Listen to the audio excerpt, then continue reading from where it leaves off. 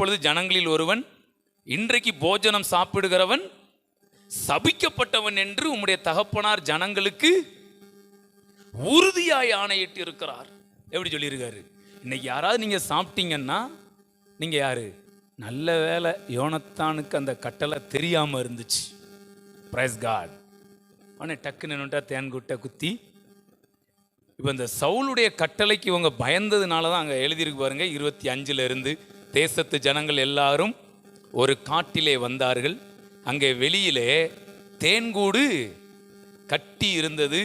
ஜனங்கள் காட்டிலே வந்தபோது இதோ தேன் சொல்றாருன்னா, ஒரு இடத்துல சிலர் குதிரைகளை குறித்தும் ரதங்களை குறித்தும் மேன்மை பாராட்டுவார்கள், நாங்களோ கர்த்தரை குறித்தே. ஓகே, இப்போ இந்த வசனத்தின்படி நம்ம குதிரையை குறித்து என்ன பண்ணிடக்கூடாது? மேன்மை பாராட்டிடக்கூடாது. ரதங்களை குறித்து என்ன பண்ணிடக்கூடாது? மேன்மை பாராட்டிட கூடாது. ஓகே, இப்போ பவுல் வந்த உடனே அவரு டயலாக்கை கொஞ்சம் மாத்துறாரு. கர்த்தருங்கிறதுல இருந்து எடுத்துட்டு அவர் வேற இடத்துக்கு கொண்டு போறாரு. நாங்கள் சிலுவையை குறித்தே மேன்மை பாராட்டுவோங்காரு. Price God. இப்போ யூதர்கள் என்ன சொல்லியிருப்பாங்க தெரியுமா? பவுல இவன் கர்த்தருக்கு விரோதமா தேவதூஷணம், கர்த்தரை குறித்து தான் மேன்மை பாராட்டன்னு என்ன பண்ணியிருக்காங்க? ரதங்களை குறித்தோ குதிரையை குறிச்சோ சிலுவையை குறித்து என்ன பண்ணக்கூடாது. ஆனால் இவன் சிலுவையை குறித்து மேன்மை பாராட்டுறேன்னு அவர் சொல்றாரு. சிலுவையை குறித்து நாங்கள் மேன்மை பாராட்டும். அதுக்கப்புறம் பவுல் இன்னொரு இப்போ பாருங்களேன், இப்போ உள்ளவங்களுக்கு கர்த்தரை குறித்து மேன்மை பாராட்டணும் தப்பு கிடையாது, சிலுவை குறித்து மேன்மை பாராட்டணும் தப்பு கிடையாது. ஆனால் நம்ம ஊழியத்தை குறித்து மேன்மை பாராட்டணும் தப்பும்பாங்க. பவுல் சொன்னாரு, என் ஊழியத்தை நான் மேன்மை படுத்துகிறேன். Praise God. ஏன் அப்படின்னா, இந்த வெளிப்பாடுகள் ஜனங்களை போய் சென்றடையணும், அவங்க கண்கள் தெளியணும், சரீரம் வெளிச்சமா இருக்கணும். இந்த ஒரே நோக்கம்தான். அடுத்து அல்டிமேட் எய்ம் என்னன்னா, உங்களுடைய ராஜ்யம் வருவதாக, பரலோகத்தில் உங்க சித்தம் செய்யப்படுறது போல இந்த பூமியிலேயும் உங்களுடைய சித்தம் செய்யப்படுவதாக. கையை தட்டி பிரைஸ் காட். இதுக்கு நம்ம என்ன பண்ண வேண்டியிருக்கு? சிலுவையின் அந்த அன்பிலிருந்து, சுவிசேஷத்திலிருந்து, வார்த்தையிலிருந்து எடுத்து ஜனங்களுக்கு ரீச் பண்ண வேண்டியதா.